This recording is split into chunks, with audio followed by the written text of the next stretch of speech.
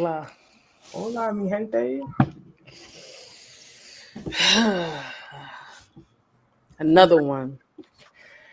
Another one. Number 110. Mm-hmm. All right. Let's get some social media stuff out the way first. If you're on Twitter, tell a friend to follow Right. us. Okay. I want to put episode 100. Yeah, 110. Yeah. What's good, Spendoc?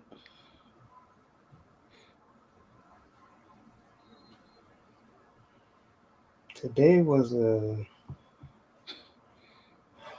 day. Really? I feel like for me, like I wake up and then half the day's gone. Yeah. Like what? Has been flying. I wish sometimes the weekdays would go by this fast. They kind of been moving. I mean, we're gonna blink and it's gonna be December. Blink and it's gonna be Christmas. Yeah. I mean, we halfway through. More than halfway through. Well, no, halfway through. Yeah. Thanksgiving, then it's done.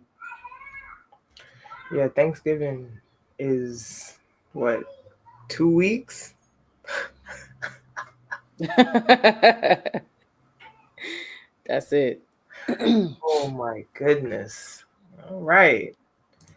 Welcome, y'all. Man, another Sunday. Another Sunday. Another Sunday. What they used to say in Pinky in the Brain? Ready to take over the world? Yeah. Oh yeah. I'm like, what you about to say? Jen, what's up? DA, what's up? Hey, you 1 year older. What's up, man? Just had your birthday. How you Right. doing? How you doing? All right, well, let's get into it. Let's get into it. We got some of our regulars in here. What's up, y'all? Thank y'all for getting to it. Another Sunday, another 21 Titles weekly recap. Thank you, everyone that is here live with us today. We greatly appreciate you taking your time out your Sunday to come and spend some time with us. If you did not know, our mission here is threefold. Number one, we're here to expand the visibility of women's sports with a heavy focus on women's basketball. If you did not know, Chantee and I are former women's basketball players. Chantee competed at the Division II level. I competed at the Division I level and also at the professional level. So women's basketball is very near and dear to our hearts. So that's why we come on here every week and kind of like recap the game. So whether that's WNBA, right now we in the thick of women's college basketball. So we're going to be talking about those games today. Secondly, we're here to connect the community to the business of sports. The conversations that go beyond the court and onto and into boardrooms. We feel like those conversations are important. We wanted to have these conversations when we were developing as student athletes, but don't think it was really necessarily the time or it was a popular thing to do. So we come here and talk about what's happening on collegiate and NIL, right? Name, image, and likeness. Legislation was passed in 2021, allowing student athletes to earn off their names. Something we wish that we had the opportunity to do, but it's here now, so we talk about it. On the professional side, we like to discuss things like, what's going on right now with the WNBA. CBA negotiations are in the thick of it right now as well. So, we talk about those things. Today we'll be discussing Steph Curry and his departure from Under Armour and them splitting ways. So we'll kind of break down that. We like to also talk about Innovation. That's the third thing. Introducing the community to innovative technology. We like to talk about blockchain, Web3, and all the things that encompass that. We were heavy in NFT land back in 2021. So talking about that stuff is really important to us. So we'll kick it off with some sports news, get into some business of sports news, tech news, and then culture news. So yeah, let's get it. I don't know if we wanted to kick it off from Wednesday's games. Yeah, I can kick it off. Let's go. So this week in women's college basketball, a lot of, especially on Wednesday, historic games were had. Okay. So first and foremost, want to give a shout out to Audi Crooks. Um, Homegirl dropped 43 points in 20 minutes and set a program record. Uh, she was 18 for 23 from the field, which is an incredible stat line. What is that? That has to be better than 60, 70%. Her partner in crime during that game was Addie Brown. She had 18.7 rebounds and 4 assists. I don't even know how to pronounce this team's name. Do you know how to pronounce that? Valpari. I don't. I'm not even gonna The do it. Beacons. It starts. Yeah, The Beacons. It starts with a V. Don't want to botch their name, but they got Right. smacked. Right, Jen. Right. Yes. Right to both of y'all. Yeah, they got smacked, but yes. They got smacked up. Okay. But I mean, this is Iowa State. This is what Iowa State's supposed to do anyway, right? It I mean, is. I shouldn't be laughing. It's how you I said can't that. believe. Right, Spendog. Like it's like how you said it. Yes, it was funny. But yeah, no, that's what they're supposed to do. That's exactly what Iowa State is supposed to do. Audie Crooks is looking hella dominant. Just continuing from last season. Right. She's just continuing. I can't believe she's a junior now. Like that went fast. Time has been flying. Time has been flying. So, mm-hmm. Loving to see her continuing to develop. Um, that same night, Hannah Can I also Hidalgo. just say? Can I just say one thing? I'm also tired of seeing people talk about Audie Crooks and her weight. That's it. Yeah, yeah. The girl moves up and down the floor. She has no problem getting up and down the floor. And obviously, she don't have no issues putting the ball in the basket. So, Right. go And ahead. she's lost weight too. So That's what I'm saying. she's Like, gotten better and slimmer. So like y'all talking about her weight now, that's a thing of the past. Yeah, it's y'all done. She's already shown on right. plenty of It's over. occasions that she's still a killer and still can put the hoop. I mean, put the basket in the hoop. So I'm just tired of seeing those narratives and conversations. She's probably more in shape than y'all. I know she is. Like getting up and down the court. So the people who talking about her, let me see you run a mile. Let me see it. Because y'all ridiculous. But yes, old girl is a killer. She's a hooper. And her weight has nothing to do with anything because she's efficient. And if you've been following her, you've seen that she's been putting in the work in the off season. Like you can see that her body has changed. Her body composition has changed from her freshman year to now. So, right. Let's just. We're gonna do the Jamie Foxx. Okay. Moving along. Also that night, Hannah Hidalgo was a dog. Okay. Hannah set an NCAA record with 16 steals. Okay. She also had 44 points. and 9 rebounds. Right. Crazy stat line. Crazy stat line, okay? I would have liked if she held on to the ball a little bit more. She has 6 turnovers. Okay, we gonna talk about that too. But you know, when the ball is in your hand, most of the time you are gonna turn the ball over, right? But I just wanted to. I would like to see her, just make sure that she's taking care of the ball also. Mm-hmm. But 16 steals in one game, Yeah. unbelievable. Unbelievable. I hope somebody on the internet clipped up all 16 steals for that game because I need to see it. I need to see all 16 in just one reel. Like, just Yeah. go. All 16. How did you fare with Hannah's performance Wednesday? I just saw clips because, to be transparent, I didn't watch the game. Um, but she's doing Hannah things. I didn't expect anything different. Um, she shot, like you said, she shot well from the field. 16 for 25 from the field. The stat line was filled, just another stat stat line stuffer.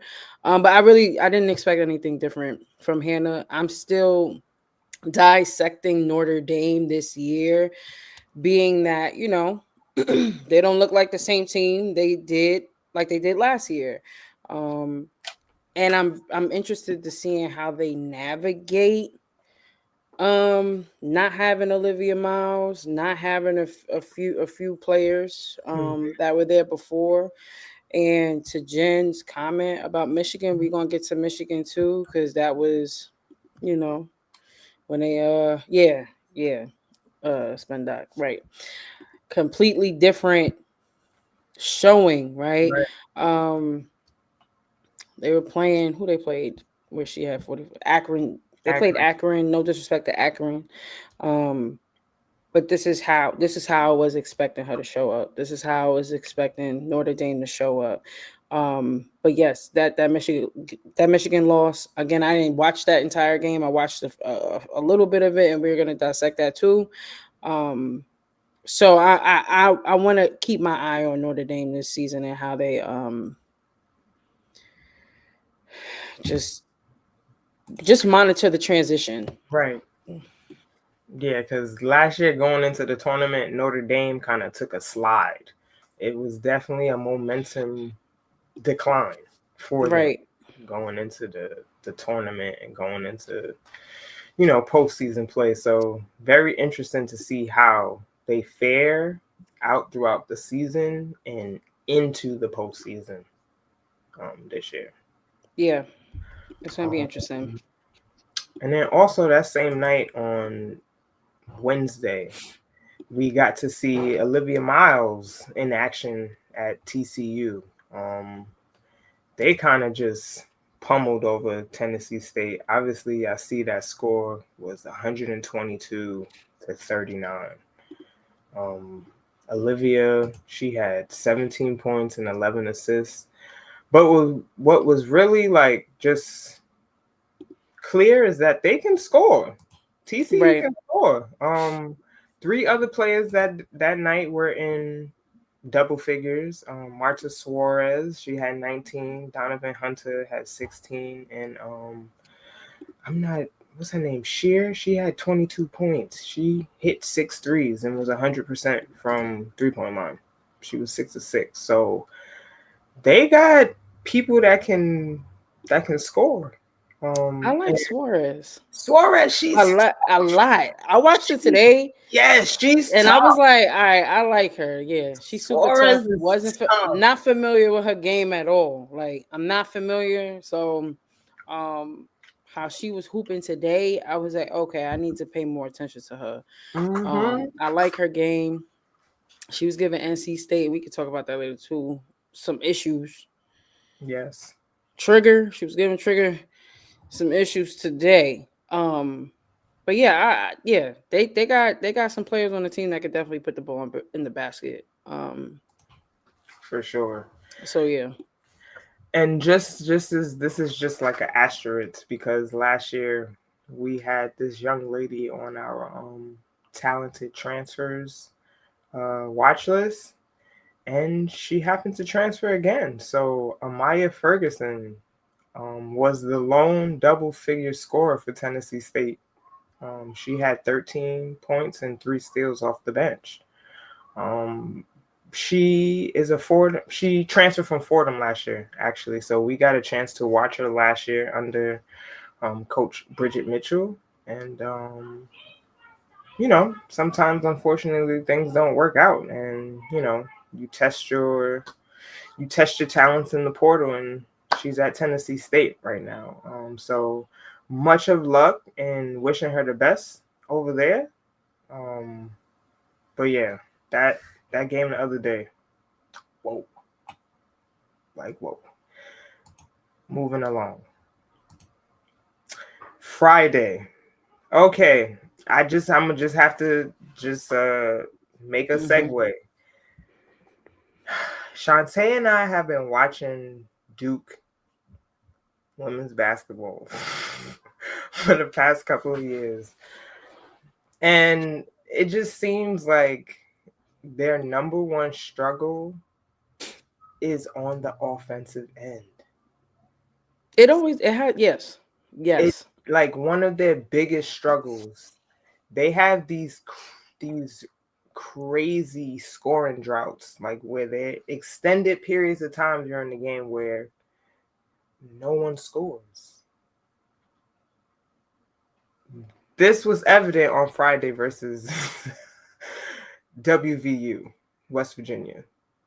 I'm not sure if y'all didn't see the footage from what happened during the game, but right before halftime there was a little scuffle, like a little bit of pushing back and forth that happened between a couple of the players. So basically what happened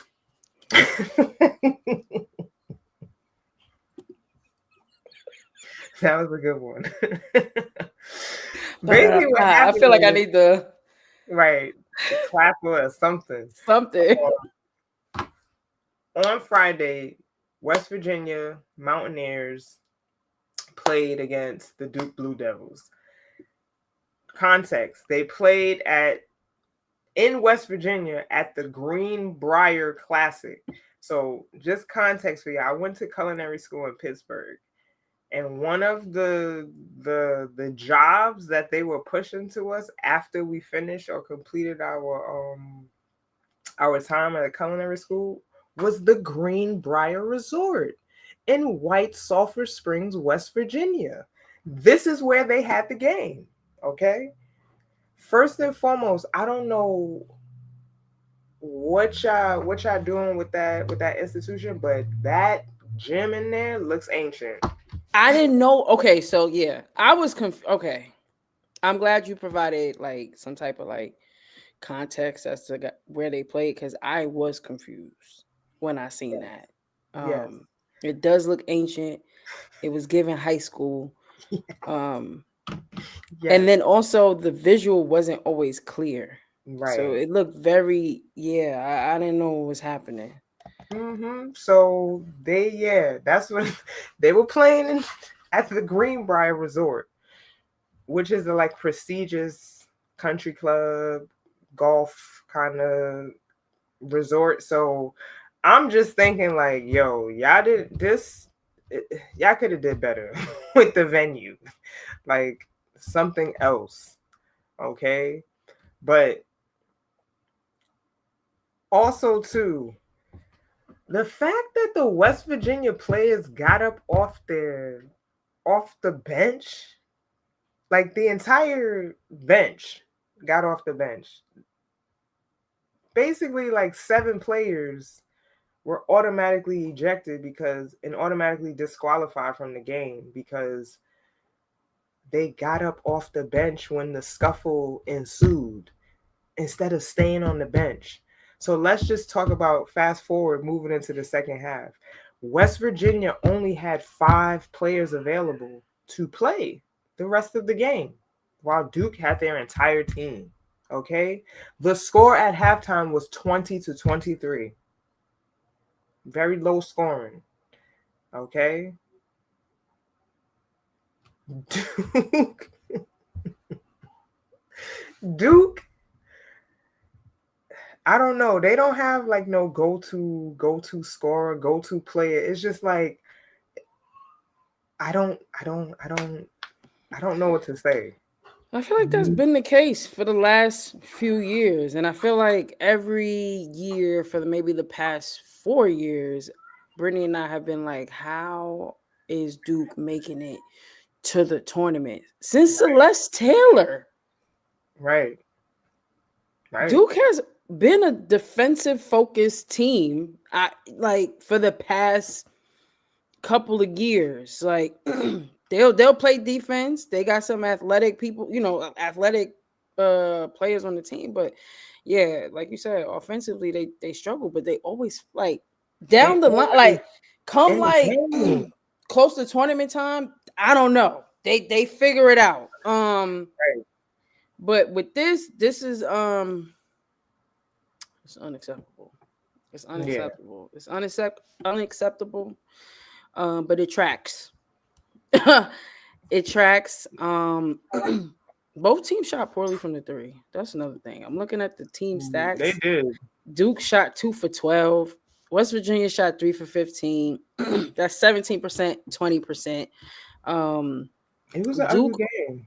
yeah, I see that. The free throw percentage. Yeah. Duke shot 5 for 11. They were out rebounded. That's also something I want to say. West Virginia out rebounded Duke 36-33. Turnovers. Duke had more turnovers than West Virginia, 21-18. Points in the paint were pretty low too. To your point.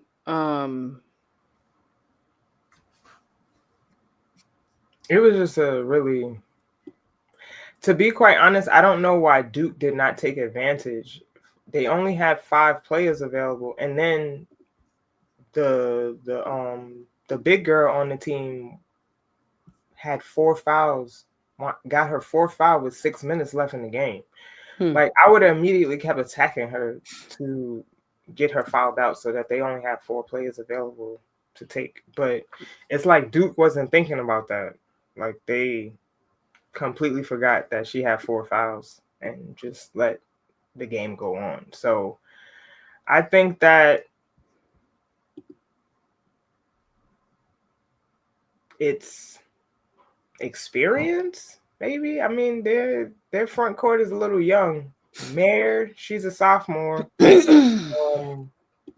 But I feel like you still take advantage of that. So that was just a crazy game to watch. I watched that game on Friday. Yeah, I didn't catch it. But I'm looking at the stats, and I mean, even Toby, yeah, she only has 7 points. So in in 24 minutes, well. that's not characteristic of her. I want to see what adjustments are being made, at least on the coaching side too. I don't know if that also needs to be addressed. I don't know. Again, it's still early. Mr. S.E. Brett is crazy. We're going.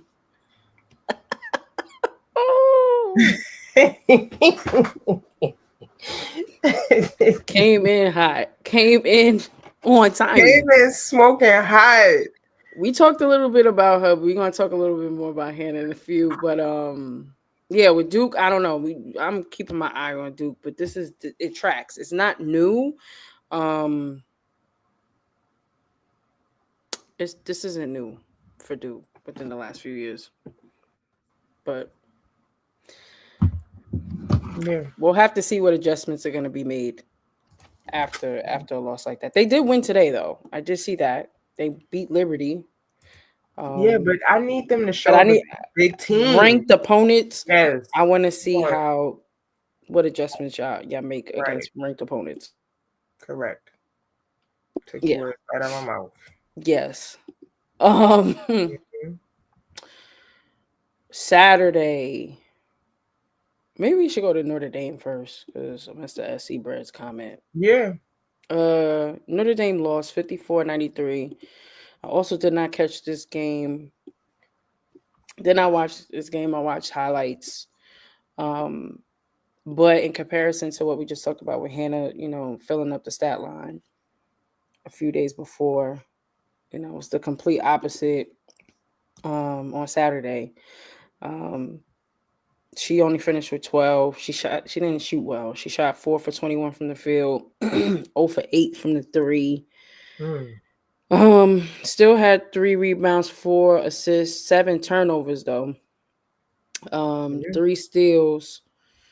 Uh, Prosper showed up, tried to show up for Notre Dame. She had 17 points. She had 8 rebounds, 2 steals. But Michigan, I need to see the team stats. I Yeah. How I need much to look Tyler that. had? She was in double digits. Let me see. Field goal percentage. Yeah, Notre Dame's field goal percentage was really low. They shot 28% from the field, 9% from the 3, whereas Michigan shot 38% from the 3. Um, and then Notre Dame got severely out rebounded. Michigan had 50 rebounds to Notre Dame's 28. They Right. got out rebounded tremendously. Um, the turnovers were about equal. Michigan had 19, Notre Dame had 18. Um, Points in the paint, Michigan killed there. They had 50 points in the paint to Notre Dame's 26. Mm. Um, and Notre Dame likes to run. Like they get fast break points rather easily. They lost in that category too on Saturday. They only had 11 points in fast break points, whereas Michigan had 18. Um, Again, I'm interested in seeing the transition. You don't have an Olivia Miles. I don't. I mean, granted, I haven't watched enough Notre Dame to really speak on it, but I'm gonna say it. The little bit that I have seen, I haven't seen like a dominant big for them. Right. As of yet. Prosper is gonna show up, but I feel like more pieces need to be revealed on their team, like offensively. Yeah. And even though I don't, I'm not gonna say with Olivia, they're missing Olivia. They need more offensive threats. It can't just be Hannah Hidalgo. And yeah. It can't be Hannah now. It just can't be Hannah. Um, so I am interested to see how they do against other ranked opponents moving forward. Yeah.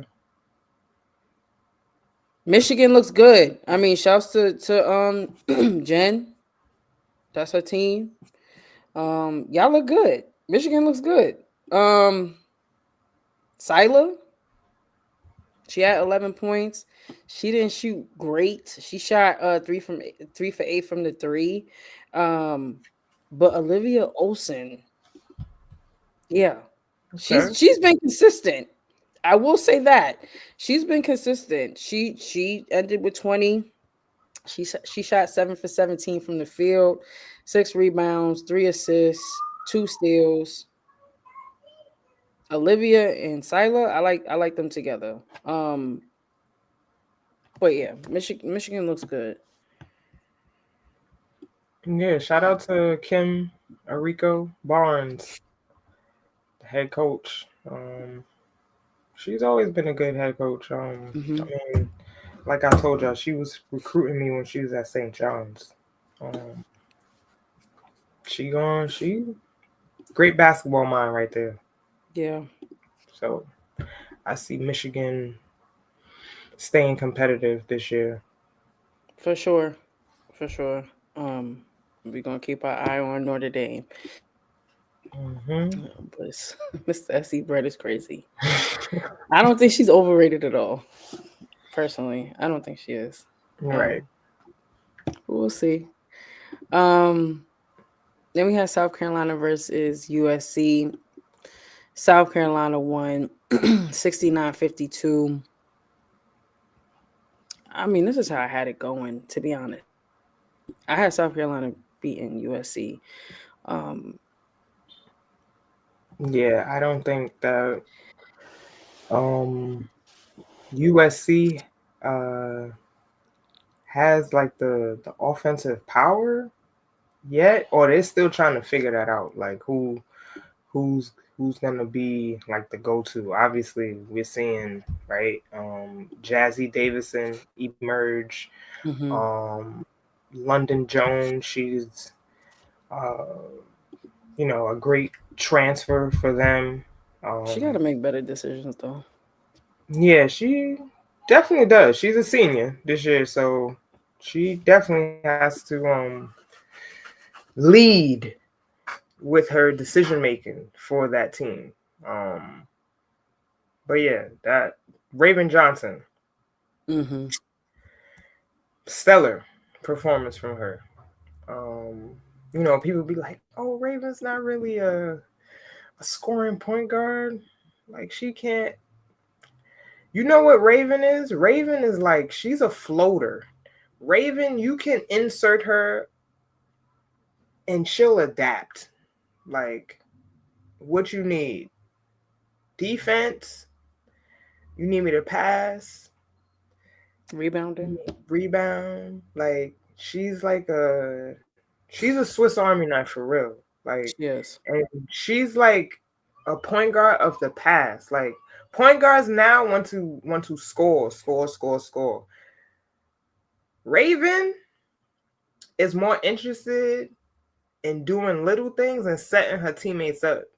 Like, yeah, she scored yesterday, but it's like I'd rather get an assist than score. Like I'd rather lead you to the basket than actually score. So I love her performance yesterday. Same. One of the I'm gonna say one of the best rebounding guards um in college basketball right now. She had 11 rebounds yesterday. 11. That's a lot It's a for lot a of guard. rebounds. For a guard. To your point, she's gonna do anything. She's gonna do everything to win. So yeah, she had 14 points, shot 50% from the field, had 11 rebounds, 4 assists, 2 blocks. Mm-hmm. What else could She you everywhere. ask for? Mr. SC. We gotta save all these takes because We do. I kind of want to snapshot them.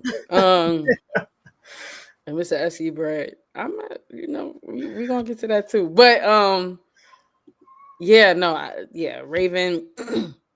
Then you got Tanaya. She had 12 points, shot 66 for 14 from the field, 4 rebounds, 2 assists, 1 steal.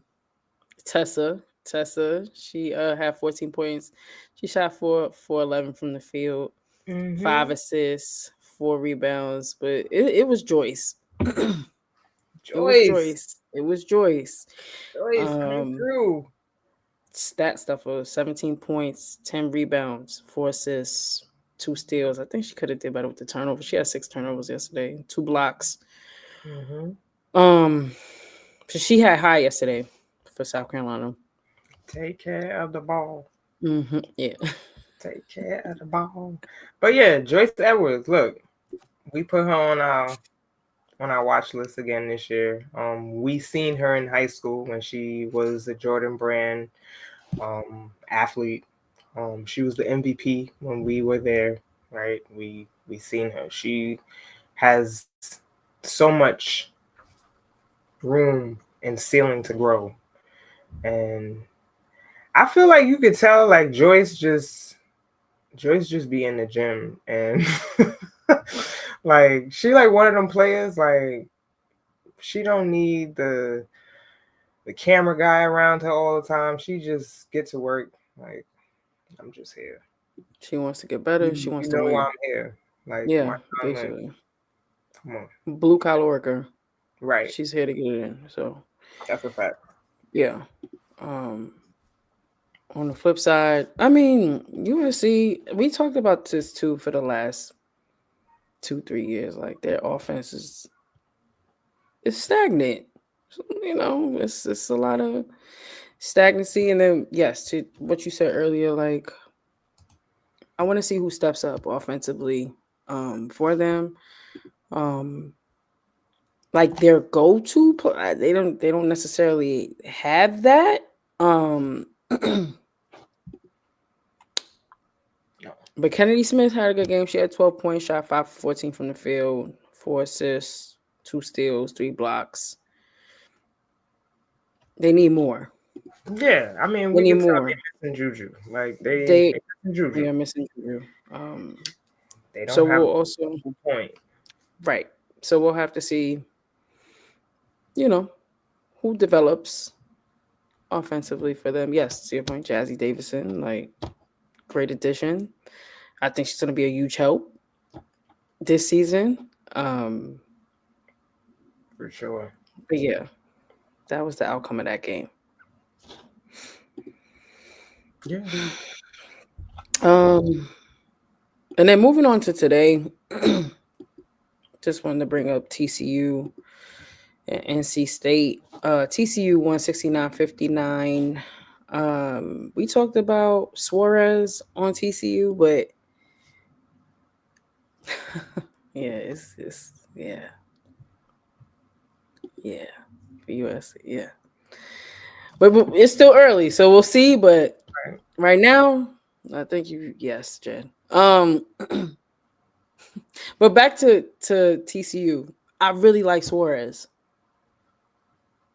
She's really good. She's really good. Mm-hmm. She's really good.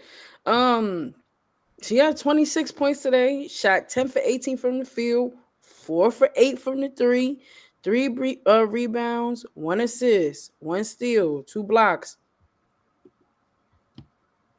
She was giving Trigger some issues today. Yeah. Big issues today. Yeah, Trigger. She played well today too, but she did. But Suarez was he was not backing down today. Suarez was not. Like, y'all gonna know my name today. Yes. Mm-hmm. She had a great game. Honestly, yeah. I mean, you said it earlier. TCU. They got scorers. They got offense. Mm-hmm. Yep. They got offense. Yeah. They got offense. Olivia Miles, she had 15 points.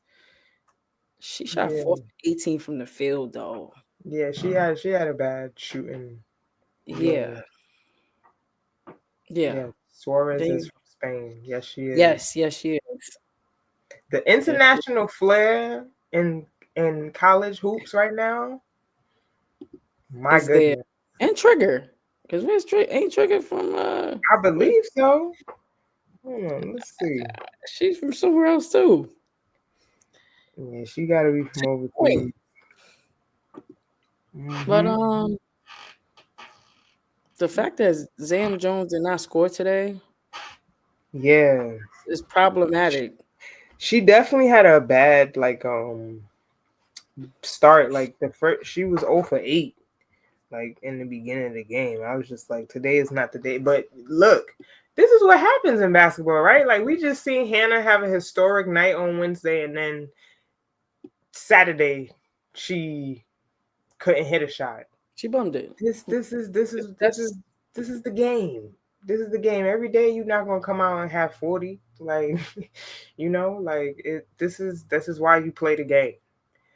Another example, right? Stony Brook beat Rutgers last Sunday. And then this Wednesday, Stony Brook lost to Fordham in the Bronx at Rose Hill Gymnasium. So, like, some nights you're off and some nights you're on. Like, you want to try to stay consistent as much as you can, but sometimes you don't have them off nights. So that was just the case today. Like, shot off. Mm-hmm. Don't get it back. Right.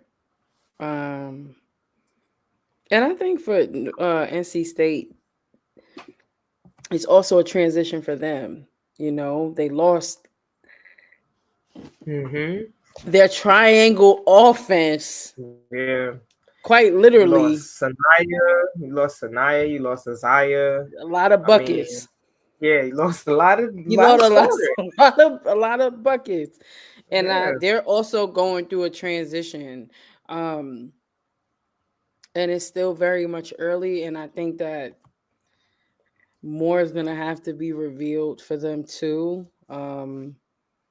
I don't want to. Obviously, we don't want to be extremely harsh because again, it is the beginning of the season, and changes are gonna have to be made Right. throughout. But you could tell that yes, like they're missing them too bad. Like they missing that Mhm. offense bad.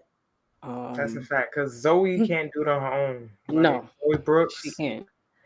Zam. Obviously, she didn't have a good day, but she's gonna bring more offense to the team. Zam Jones. Yeah, Um, and but yeah, Trigger. it's a rebuilding and trying to figure it out, building Hmm. chemistry with the new team. You know.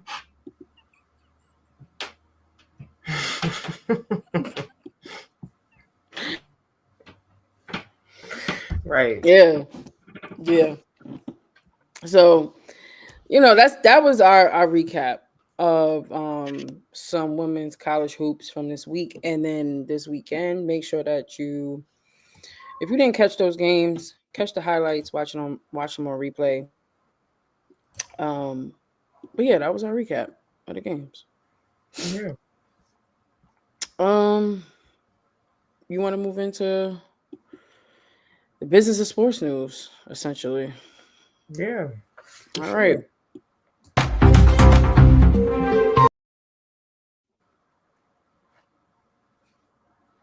Hey. Um, Hey now. I like that. Steph Curry. There's been a lot of conversation, obviously, about Steph Curry leaving Under Armour. I feel like that was probably like one of the biggest headlines of this week. And you think it's important to like kind of give a timeline of like what happened, what's going on, and then just see, how he may move moving forward.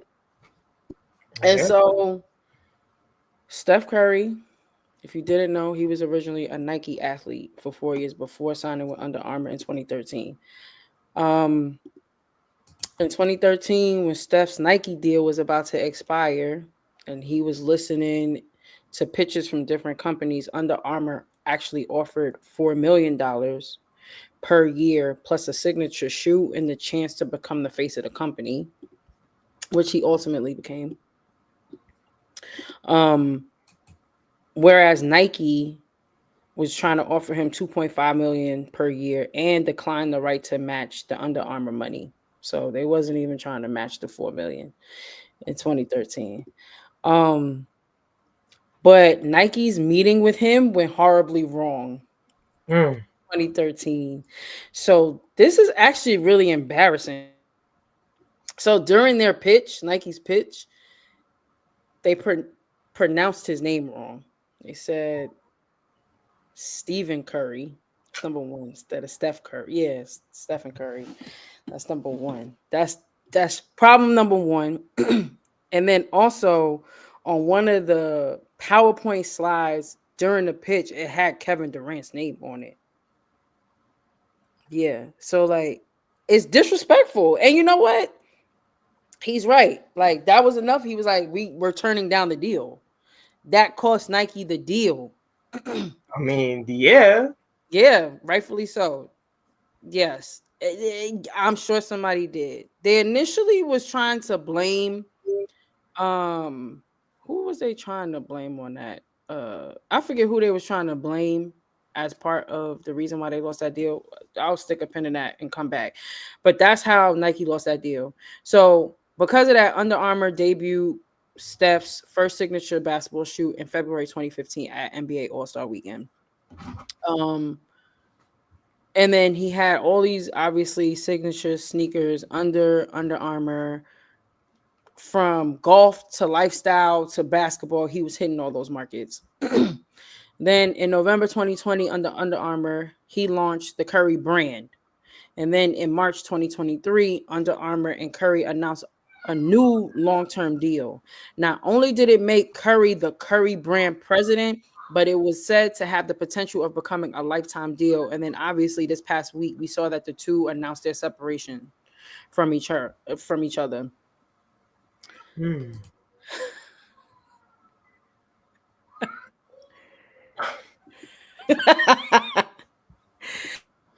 So yeah, Jen is crazy. So that's like background with like Nike, Under Armour, all that stuff. Um, we also know that he has signed some players to his brand, the Curry brand, while he was Under Armour. Two of them being Malaysia for Wiley and AZ Fudd. um, I saw a lot of people talking, trying to figure out if they'll still be signed Under Armour or if he's like taking them with him. And while some articles like Soul Retriever said that all Curry brand athletes remain under contract with Under Armour, I don't know that. I don't. We didn't see the agreement. Like Steph Curry also has a whole separate brand. He has another company called SC30 Inc. I don't know if he signed them two under SC30 Inc. Because if so, maybe they're not. You know, I don't know. Like I don't know what terms he has with Under Armour when it comes to not just those two players, but all the players signed under his brand while he was at Under Armour. I think that's to be revealed.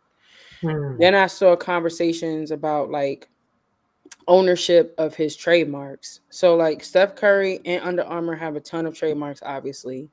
Um, some of them, Steph Curry owns his name, Steph Curry. Like he owns it. I want to pull it up. Like he owns the mark. Um,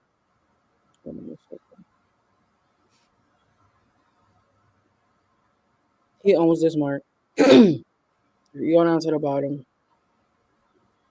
He the owner, right? But then we got the Splash logo, which is the logo that a lot of people were talking about and wondering what's gonna happen with that mark.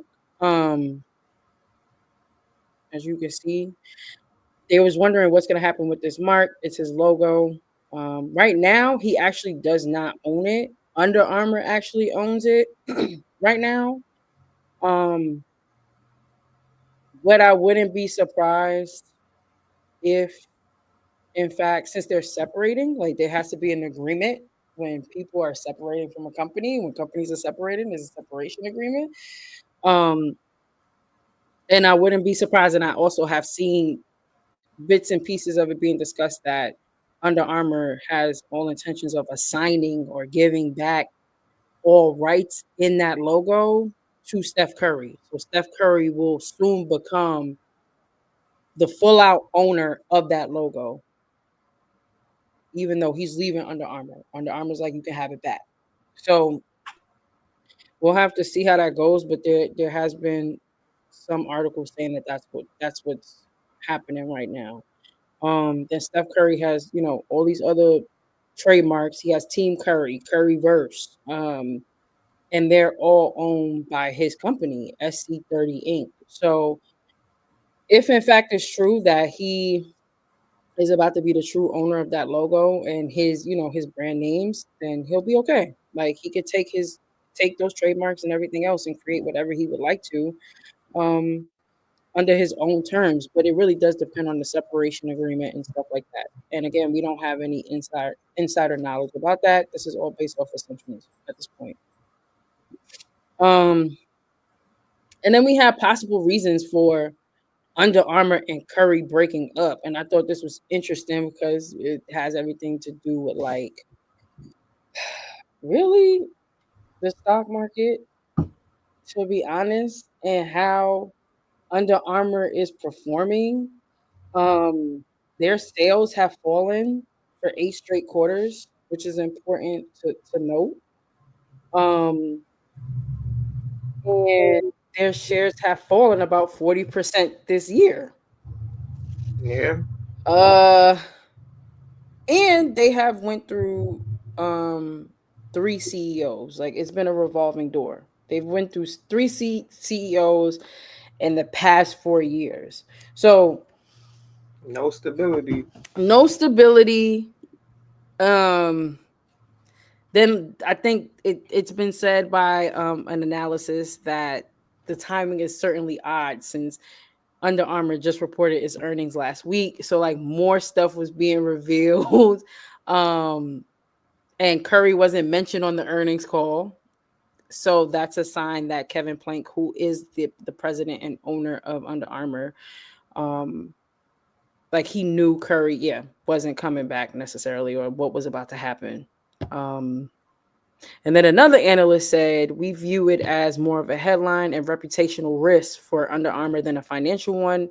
On the one hand, sales for the Curry brand seem to have decelerated along with the basketball category, and the contract was a big expense for Under Armour at a time when the company needs to align its cost structure with its lower revenues and find ways to offset the impact of tariffs. On the other hand, we worry about Under Armour losing its most recognizable and commercial athlete, and what the separation means for the brand's ability to sign another notable athlete or athletes in the future, particularly in basketball. Again, the stock is down 52% in the last year and down 91% since its all-time high, just above $53 in 2015. And the company is muddling through a long rebuild and headlined its announcement for the Curry split by saying it would like to focus on core brand comeback. So they are also in a transition. They're in a transition period. They lost, to their point, their most recognizable athlete on their roster, who's been down with them for a minute. What are your thoughts about that, Brittany? Sometimes partnerships end. I mean, this is business. I mean, it was really nice to see Steph playing some Kobe's the other day. You see, he had the Kobe's with Gigi's number on it, number 2. So like, it was actually kind of weird to see him in different sneakers too. Like, but he's a free agent. This is business. You know, if the company is not doing this, this is for us to assess. Like, we don't have to stick with companies forever. You can assess and audit what they are doing, and if you don't want to go with them, move on. It's the same thing with your car insurance. That company gets what? You got 6 months. You can do a 6-month term or 1-year term. 6 months. After 6 months, can I get a better rate from somebody else? Right? Yes, I am a window shopper. Yes. I'm a window shopper. I'm a shop for them. Okay, so I think that's what Steph is doing. And the fact that he owns Curry brand, that's fire. Like, I'm a spin-off of this, right? Like, I signed with y'all, and now I have a spin-off, which is my brand that I own, and I can take it anywhere I want. That's fire. Okay, I like that. I just think sometimes sometimes values don't align anymore. And you move on. Right. But I'm excited to see kind of where he ends up, and because Skechers is coming. I still ain't do my reel about Skechers, but Skechers is coming. Okay, that's also one thing that I forgot to mention. Skechers was also the sponsor for that Greenbrier Classic with West Virginia and Duke. It had Skechers basketball, Skechers sports was on that.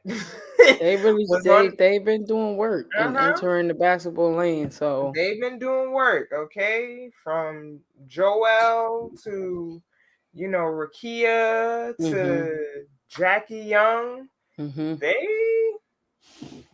people not paying attention to Skechers, but Skechers is slowly but surely taking up their market share, while Nike and these other reputable popular brands are kind of scaling back. So just wanted to add that little caveat in there. The Skechers, they gonna get a meeting now. No, they definitely gonna be pitching. I think everybody and their mother is pitching to Steph at this point. And I Right. agree with you. Like, it's just business. I think he exited at the right time. I don't think this was a I think this was a well thought out decision. I don't think this was like a this wasn't a quick decision. Yeah.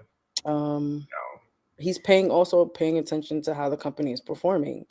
Um which is what Right. you're supposed to do. That's what you're supposed to do. Mm.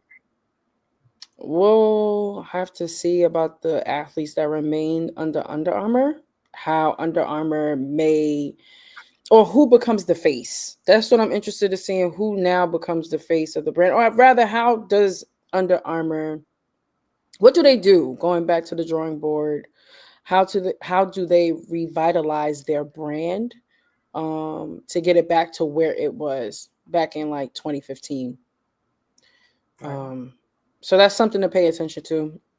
And that's something we're going to pay attention to. So that is what happened with Steph Curry. What I want to also say is that shouts to Anta, which is Kyrie, because Spendoc just reminded me, Kyrie Irving and Anta, they are sponsoring 14 youth basketball programs across New Jersey, Texas, and California with full Anta and Kai footwear and apparel deals, which is amazing. The partnerships will represent connection, identity, and a shared purpose among the next generation of hoopers. And then there's a full list of schools. Some of them I'm going to list. Again, all New Jersey, West Orange High School, Orange High School, East Orange Campus High School, Plainfield High School, Teaneck High School, Columbia High School, Maplewood, Payne Tech High School, Newark, Roosevelt Middle School, West Orange, Edison Middle School, which is in West Orange, Liberty Middle School in West Orange. Then in California, he has DNA Prep Academy, Texas Legion Prep Academy, and then there's another school, Paul Quinn College. So offline, Brittany and I were talking about what Kyrie is doing, and it's like listen, if we had a round of applause, we would give a round of applause, because this is what real grassroots looks like. Like, this is the standard. This is what it looks like. A couple episodes ago, I ain't gonna say no names, but you got some brands out here that are just, they're not giving what they can give, how they can give. They're not touching the community, how they can touch the community, but are willing to like take footage, content, and do all those things, have community members plastered on, social media pages, in trying to show or make it look like it's about the community, and it's not. And I really do. I implore brands, not that we're, what I'm saying? You know what? I don't even want to make it seem like we're begging, because it's not. That's not what that is. Right. But I really hope that community, like members, connect with brands that are sincere, that are genuine, and that really want to give value to the community, to the student athletes, because it's more than content.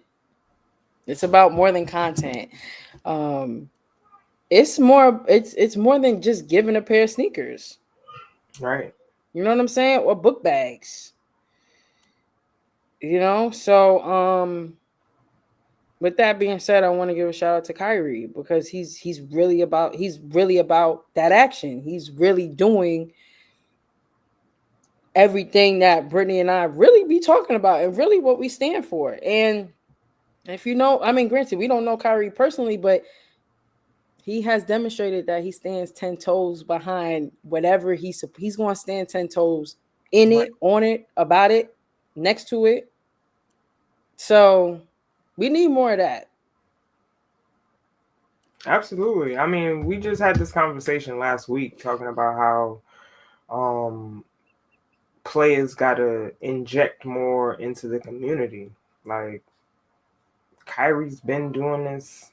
He's really about, putting up his own resources to do this. And that's what I'm talking about. Like, a lot of the celebrities or a lot of the athletes, like, look, y'all, we in a new era at this point. We in a new era where the athlete has a different mindset, right? Like, we're seeing that from the kids and the students in NIL, right? Like, we see that they want to do more for the community with their resources, but it shouldn't take the student athletes doing this for the professional athletes to do it. Like, the profession, it should be the other way around, right? Like, professional athletes, if you got it, I mean, like, the people like Russell Westbrook, we know Russell is in the community. Russell is California down.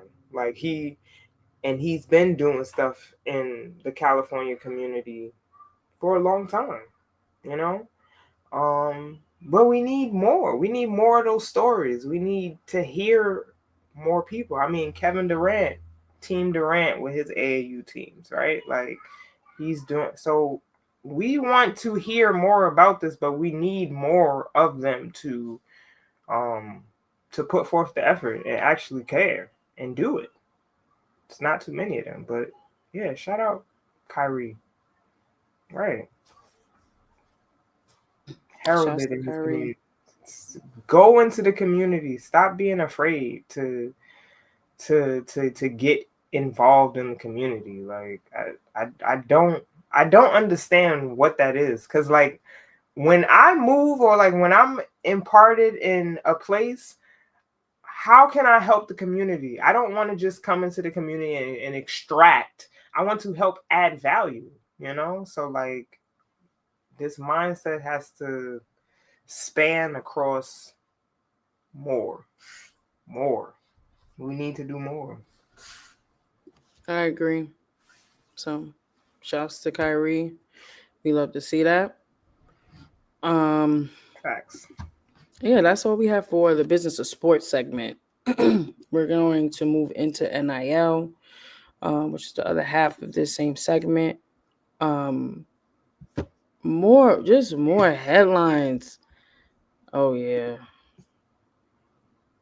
yeah, yeah, Whoo! yeah. Spin down. Mhm, Yes. mhm. Very emotional. It's emotional, But everybody should but go watch. needed. But Yes. Everybody has to watch but that. needed. But needed. And again, I will say that I applaud him for being vulnerable and for Mhm. telling his story Right. because would not. Most would not. Yeah. It is very emotional. It is very sad. It is very unfortunate. It's all of that. It's all of that. Hmm. But we got to do it. Got to do it. I mean, since we brought this up, I think I can give y'all some more homework that y'all should go look at. So there is a documentary out right now called Open Book, um, which showcases the story of Coach Book Richardson, um, who was unfortunately caught up in that college scandal before NIL happened, Mm-hmm. right? This was the college scandal at Arizona that also encompassed Louisville. Just go watch it, okay? Go watch it because it kind of just shows like anybody can fall from grace at any point, okay? So, like, we got to understand that none of us are an exception. All of us It can happen to anybody at any time. Okay. Making a couple of quick decisions can kind of cost you. So I implore everybody to go watch that documentary. It's a really, really good documentary about Coach Book Richardson. He's Bronx native from the Gauchos, so it's very kind of near and dear to our hearts because my husband played for Book at some point, in his journey at the Gauchos. So like these are important stories, difficult stories, emotional stories that we need to know. People make mistakes and we can't make the same mistakes that other people make, So go check that out too, y'all. That's another one. I hope y'all can watch. Thank you for sharing that. To that point, we got more like betting, unfortunate betting news. The sports betting, it's a dumpster fire. That's it. It's a dumpster fire. It's a dumpster fire. So college athletes, 14 of them, were allegedly involved in a multi-million-dollar sports betting ring that has links to organized crime in New Jersey. This same crime family, and I'm probably mispronouncing the name, Luchis. This is the same. Okay, so this crime family is not only associated with what we're talking about now, but then it was also associated with the dozens of arrests that were just made 2 weeks ago, 3 weeks ago.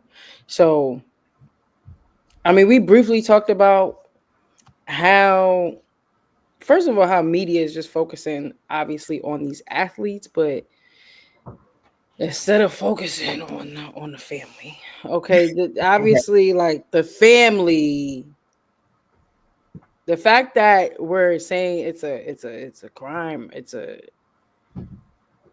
crime, like family, that needs to be addressed. But anyway, 14 student athletes were charged for an array of crimes. It actually, it's not just student athletes. It's some of them are athletes and then others are part of the family, the crime family. But the charges include racketeering, money laundering, conspiracy, gambling offenses related to the gambling ring, according to a joint announcement made by the New Jersey Attorney General Office, the Division of Criminal Justice, and then the New Jersey State Police. So essentially, one of the family members, I ain't gonna say his name. I ain't giving him nothing, none of that. But one of the family members of the crime family, he ran a group of bookies who enticed individuals to place bets, and the illicit proceeds were used to operate the enterprise and enrich the enterprise members. This was happening between 2022 and 2024, and about $2 million ran through the system. $2 million ran through the system. College athletes operated sports books for the gambling ring. Two family members, two student athletes that were part of the ring are wrestling players at Rutgers, and they participated in the sports betting ring. And they're saying that other athletes haven't been identified, and I don't think they should be. It's just unfortunate. And again, like, it's just a dumpster fire. Then, then you have the NCAA. They're still also investigating a multitude of other student athletes that allegedly were engaging in unauthorized or and just illegal sports betting activities. And this is just off the cuff of the NCAA saying, hey, student athletes, y'all can bet now. Y'all can bet on professional games. What are your thoughts about that? I think it's just opened up a can of worms, man. This again, the gambling is low hanging fruit, like for kids that are coming from situations where finances are a dire need, and you know, also too, this is why it's important to go watch that documentary Open Book too, because you know we already know that kids were getting paid under the table, and it kind of highlights that. Um, but this gambling stuff, this is only the beginning. Like we're gonna continue to see, because everybody's not gonna get NIL deals, right? Everybody's not gonna have the opportunity to get that. So like these things, as you know, as unsavory as they may seem, people are gonna take that bait. Some student athletes are gonna take that bait. You know, I mean, they were like, when we were talking about this a couple of weeks ago, they were saying most of these college players are from mid-major schools, right? Mid-majors are not getting a significant allocation of NIL deals. It's going to blue bloods, right? It's going to schools that are in power conferences. So it's just unfortunate, and that's why I think that the NCAA needs to bring back the campaigns. Don't bet on it. Bring back these campaigns that y'all had us sit through and had us, shoved down our throats, or like figure out a way to make this relatable to kids. Have former people come in and talk about this and talk to them about this, because it just makes me really sad when I see kids get caught up in this stuff, because it's like they trying to make decisions because they need money in their pockets, and it's like, you never make desperate decisions, but this is what happens. It's just unfortunate for me, because I had to sit through these seminars and see this stuff. They still have stuff now, like we see the commercials, but I just think Yeah. it's counterintuitive because of Yeah. like y'all are like, you know what I mean? So it's yeah, they are.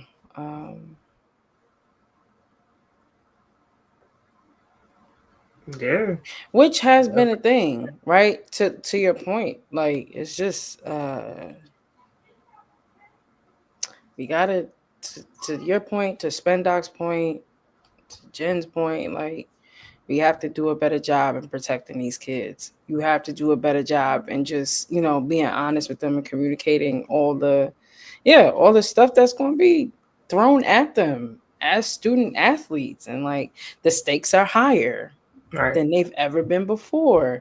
The risk, or like everything is higher. The temptation is higher. Everything is money driven, is very capitalism focus, like like Yeah. I don't know. It is very unfortunate. These are student athletes that they have to deal with this. And yes, to Jen's point, we won't see the family that is and has been orchestrating. Yeah, we ain't never gonna see that now. They do that purposely. Yeah. But today, next thing is Game Prime Code 1, 2, 3, 4, right? Right. Which is what we're seeing, like quite literally. I mean, we just seen ESPN break their partnership with Penn Entertainment because ESPN bet was not doing successful. It wasn't doing what it needed to do. Mm-hmm. They signed a 10-year deal with Penn Entertainment to run ESPN Bet. After 2 years and $300 million down the drain, they said, we're done. We're just going to go to DraftKings. We're just going to partner with DraftKings and do that. So, like, they'll waste the money. They'll spend it, as we've seen the past 2 years. But it's just, they want to profit off of everything, which is so sad. It is. It's money focused, money driven. But and then how do you tell? I don't know. Like it's easy for us. It's just, but I just think the NCAA allowing them to even like get their hands in that is just problem number one. That's toxic. I'm gonna be honest. That's toxic. It is. It's toxic. It is. But that's an update with where we're at with the dumpster fire of betting and whistleblowing and all of that. So yeah. But moving on to I guess better news. Pat Mahomes, he announced his second class of Team Mahomes NIL deals. This is his second time doing this. And I just want to highlight Chantee, yet again, softball star, Texas Tech star. This team is focused on Texas Tech. Like this deal that he has with these players, they're all Texas Tech athletes. And I think it's cool how he's really supporting his alma mater. Like he's just focusing on Texas Tech. But I just want to give like Chantee, she's been killing it. People love her. I told Brittany offline, had a conversation about her in a professional setting. Somebody just randomly brought her up. Like she's been doing her thing over at Texas Tech. I think her NIL valuation at this point is way over $950K. Again for softball. So she's just that pitch is fire. It's number one. Right. It's tough. But yeah, this is the second go around. Mahomes' second go around with doing this. And again, I love that he's focusing on Texas Tech. So I just wanted to highlight that. Again, this is what we're talking about. Athletes giving back. This goes in that same under that same headline. Athletes give back. Because you can give back your resources. This is just like the concept of paying it forward. Give it back. Pump up the next generation, right? Don't just talk about it, be about it. So love that Patrick Mahomes is doing this.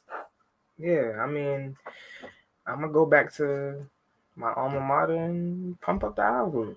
Yeah, that's what you should do. Exactly. So shouts to Patrick Mahomes.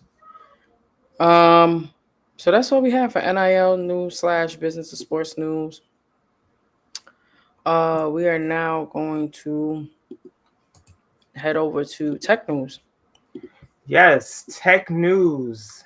This is actually something that we've already mentioned in previous episodes, but I felt like this was kind of like a real world implementation of what we were talking about when the app came out. So we were talking about Jack Dorsey's app, BitChat, a few weeks ago when we talked about how he, was building this offline social networking app that could essentially help during times of natural disasters, times when just chaos is ensued. So BitChat is kind of has come back up because of what happened in Jamaica.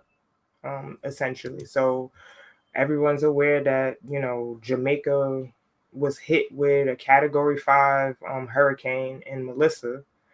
So BitChat, during that time, downloads of BitChat rose in Jamaica during the week of Hurricane Melissa because power was disrupted, telecommunications across the island went down. So basically, the impact of Hurricane Melissa, like I said, described as the strongest cyclone to hit Jamaica in decades, severely disrupted communications across the island. The national connectivity fell to roughly 30% of normal levels. And at the time, they said that BitChat ranked first in Jamaica's social networking category for Apple users and second overall for free apps across both Apple and Android platforms during this time. So I thought that this was a great kind of like implementation of the app, right? Because we learned that Jack Dorsey and his other co-developer, they wanted the app to be designed to function when infrastructure kind of like broke down, during natural disasters like this. So it's just kind of wanted to highlight that people were getting very good use out of BitChat during this this natural disaster. So that's what I kind of wanted to highlight for tech news this week. Yeah, I'm glad that it was like available to them because it was horrible watching what was happening over there, and we're still sending prayers to them as they like try to pick up the pieces of what after that natural disaster. So it's unfortunate they had to use it, but I am glad that yes, like it was available to them so that they can communicate. Nah, for sure. Moving along. That wraps up tech news and culture news. Chantee had a time this weekend. And yes. And about it. Spendoc said glad it worked out for the people. Yeah, I would have to read more too with security. Yeah, I don't. The Concerns. article didn't really talk about like obviously security's concerns, but yeah, I mean that's still something we have to kind of like dive into. Yeah. Yeah, it is a blessing, but yeah.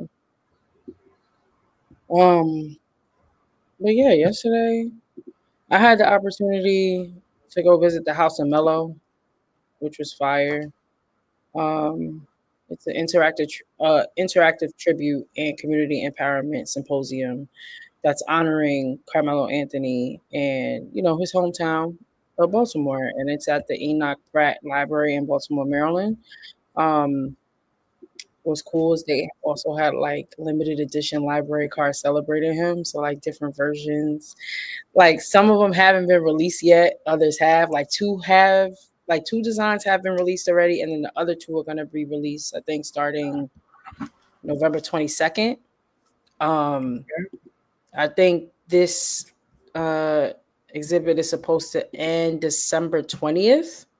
So if you can go see it, you should definitely listen. I mean, go check it out. And the reason why I said listen, that was a Freudian slip, but the reason why I said that is because what I thought was really cool was when you come into the library, I noticed that they had like a QR code in there for you to obviously put your camera over, so you can listen to him narrate as you're walking through different sections of the library, which is I'm gonna go out. I'm gonna make it my business to go back after Thanksgiving to like really listen while I'm walking through.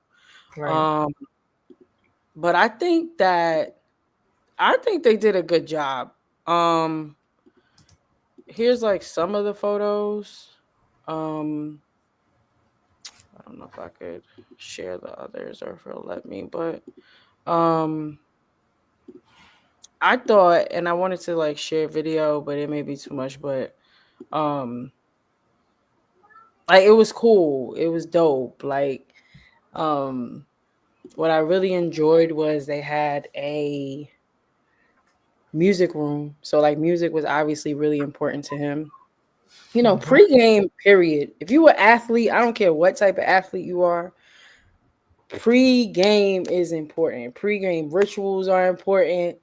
How you warm up is important. What you listen to, what you do is important. And for him, music was part of his pregame ritual. So I love the fact that they had like a dedicated section in the library that showcased different albums and different artists that he listened to when, when getting ready for games. So that was cool. Um, they also had like a boardroom set up in the library, kind of like showcasing like his boardroom conversations, like getting drafted and all that other stuff. They had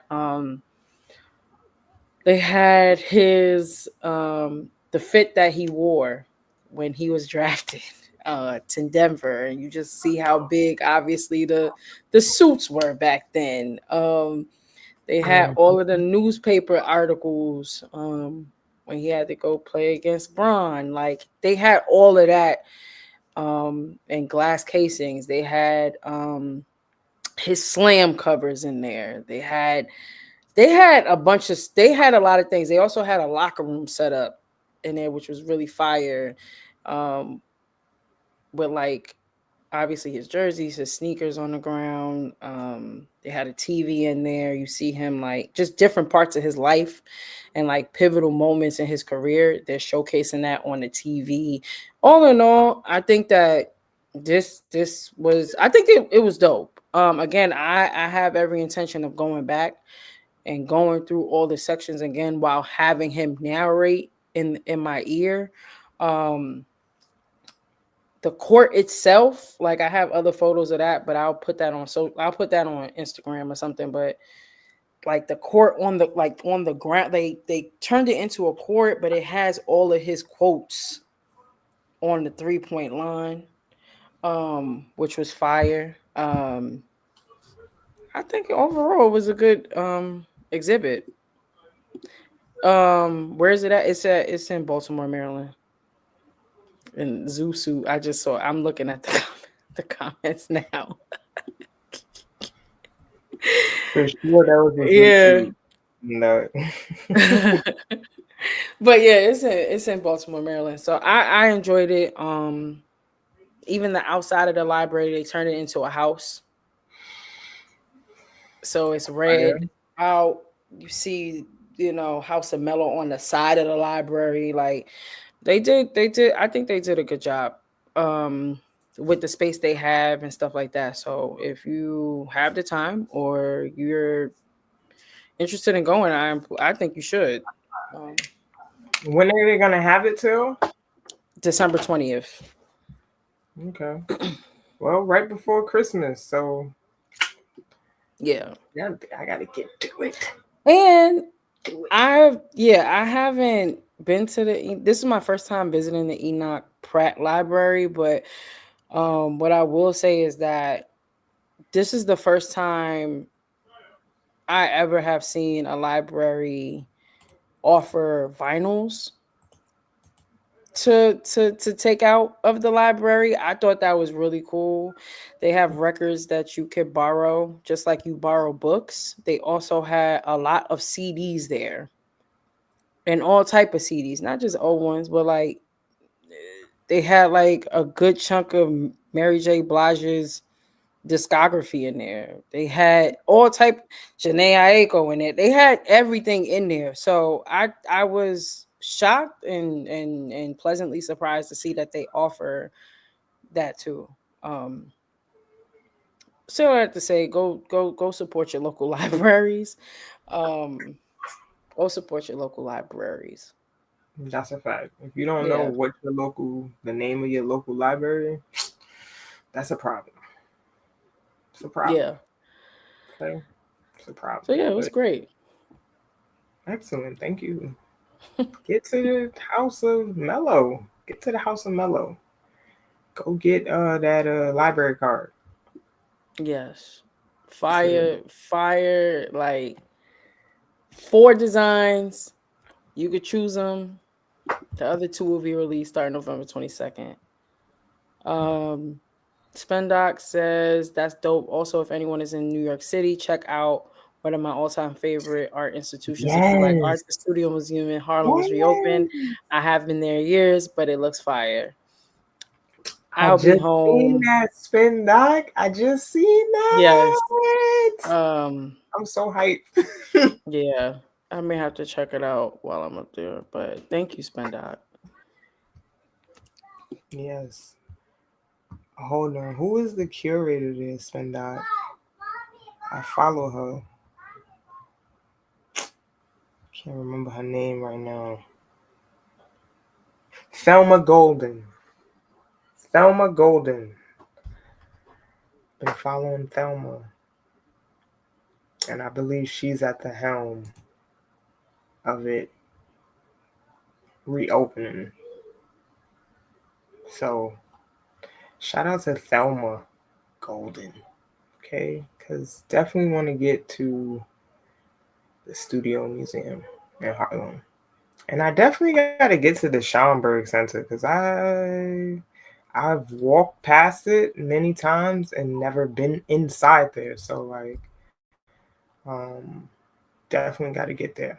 So these two places are on my places to get to before the end of the year or in the very early beginning of the year.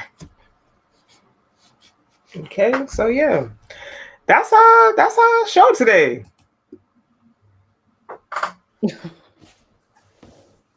That's our show today, y'all. Please make sure y'all following us on all social media platforms. Again, the road to 1K on Twitter. We're still here. Y'all want to see me freestyle or nah? And Oh my, Chantee definitely yeah. wants to. I would like to see it. So please make that happen. Tap in with us. Make sure that you're following us everywhere. YouTube, Instagram, Twitter, aka X, everywhere. Mhm. Make sure that you're following us. Thank y'all for tapping in with us on a Sunday. Um, Right. we'll be back here for episode 111. 111. Episode 111, 111. We will be here. Right. Um, you still owe a book fine. You better pay your fine. Yes, I I'm guess. not going back there because that interest is crazy. They Uh, gonna charge you interest for that are fine. they? Well, yeah, they are. They Thank you, probably Jody. are. Nope. You have a Because great I week definitely too. still got my Rumpelstiltskin up here from the New York Public Library in Highbridge From when? from when I was a kid. I never gave it back. Pay y'all fines. Pay the fines. Go support y'all local library. And yes. Oh, Jody says she don't think they do fines anymore. So if that's the case, be a good Samaritan and return those articles. Return them, and all will be forgiven. Mr. S.C. Bread, yes, I think it is in the main Enoch Pratt Okay, Jody, Library. I'm gonna have to go back then. Jody said I the was New York I was Public Library scared. doesn't. Yep. I was Spendoc scared. also said, I think they stopped the fines. That just let a whole bunch of anxiety. What? Whoa. Woo. Go return them and check out the yes, check out the Carmel. I don't know about here as Mr. S.E. Bread, but go Woo. check it out. Woo. Return the Thank books. y'all. Return the We'll books. see Return y'all. the We'll see media. y'all. We'll see y'all for episode 111. Yes. All right. Peace, y'all. Have a great week, everybody. Yes. Have a great week.